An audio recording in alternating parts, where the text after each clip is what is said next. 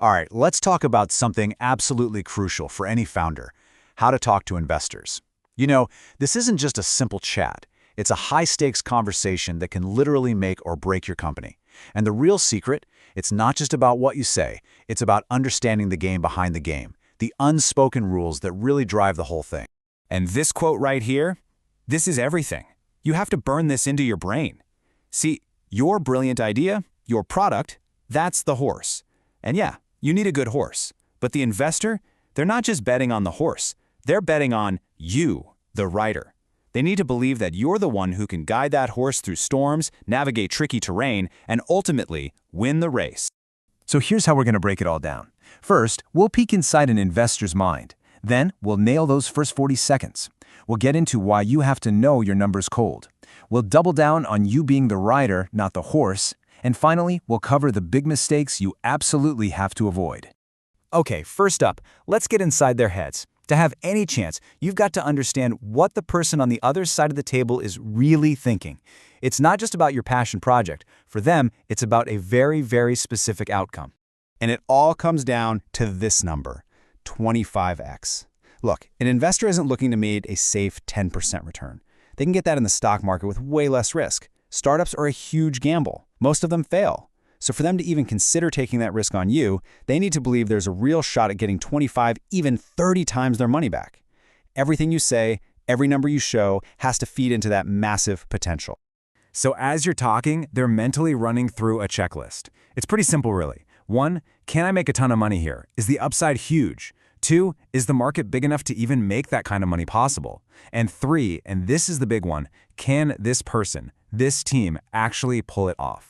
And get this, that third point, the team, you, that often makes up more than 60% of their final decision. It's huge. Okay, so now that we know what they're looking for, let's talk about how you actually grab their attention. Because believe me, it all happens in the first few seconds. You literally have less than a minute. It's not an exaggeration. The first 40 seconds are everything. In that tiny sliver of time, they're deciding whether to lean in and listen or to mentally check out and start thinking about their next meeting. Once you've lost them, it is incredibly hard to get them back. It is a make-or-break moment. So what do you do in those 40 seconds? Here's the key. You do not start by talking about your product's amazing features. Nobody cares. Yet, you start with a problem, a real, human, relatable problem. You tell a story that makes the investor go, "Oh man, I've been there, I hate that." You make them feel the problem. Once they're emotionally hooked on the problem, then they'll actually want to hear about your solution. And this keep it simple idea applies directly to your pitch deck. Please, do not put a wall of text on your slides. Your deck is a visual aid, it's not a book for them to read. If you make them choose between reading your slide and listening to you, they will read the slide every single time, and you've just lost your connection. The rule is simple: 10 slides, max, minimal text, lots of visuals. You should be talking, not have them read. All right, so you've hooked them with a great story. Awesome. But the story only gets you so far. Now you've got to back it up. It's time to build that credibility with cold, hard facts. It's time to speak their language, and that language is numbers. And I'm not just talking about revenue. You need to have total command over your key metrics. I'm talking about things like your customer acquisition cost, or CAC. How much does it cost you to get one new customer? And your customer lifetime value, or LTV. How much money will that one customer bring in over time? See, knowing these numbers isn't about just memorizing them. It proves you understand the engine of your business, and more importantly, that you know how to pour fuel on it and make it grow. This same precision has to apply to your ask, how much money you're requesting. There's a huge difference between saying, "Give me $1 million and I'll figure it out," and saying, "I need $200,000 to hire 2 engineers and hit this specific user milestone." The first one sounds greedy and unfocused. The second one sounds strategic. It shows you have a detailed plan for every single dollar. That's the kind of founder they want to write a check to. So look, we've talked about the story, we've talked about the numbers, but it all comes back to this one thing. It all comes back to you. You are the writer. This is where they stop looking at the spreadsheets and start looking at you, trying to figure out if you've got what it takes. And believe me, your pitch starts the second you walk in that room, before you even open your mouth. Your body language is screaming information at them. If you're slumped over, avoiding eye contact, they're not just thinking, "Oh, they're nervous."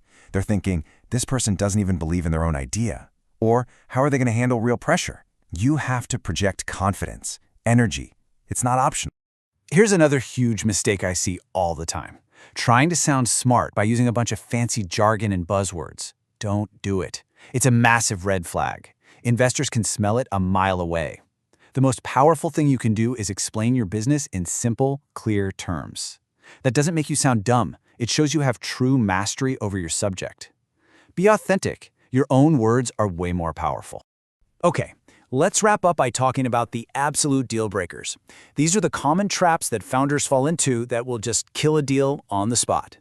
Probably the #1 mistake is pitching way too early. If all you have is an idea on a napkin, you have zero leverage. Zero. You're basically begging. You need to wait until you have some bargaining power. That means having a product, having some early users, maybe even some revenue. Then you can walk in and negotiate from a position of strength, not desperation. And when you do negotiate, you have to protect your equity like it's gold, because it is. Giving away a huge piece of your company, like 40%, in an early round is a disaster. It just screams desperation. And worse, it can make it impossible to raise money in the future and could lead to you losing control of your own company. It's a mistake you just can't undo. This one should be obvious, but you'd be surprised. Do not, I repeat, do not fake your numbers. These people spend their entire day looking at financial models. They will find the lie. And the second they do, you're done. The meeting is over. All trust is gone forever. It is a million times better to say, I don't know that number, but I'll get back to you, than to make something up on the spot.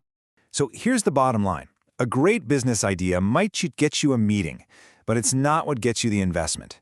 An investor isn't really buying a piece of your company. They are investing in you. They are placing a bet on your ability to lead, to execute, and to win. The entire conversation from start to finish is a test, and they're not testing your idea. They're testing you to see if you are the rider they can bet on.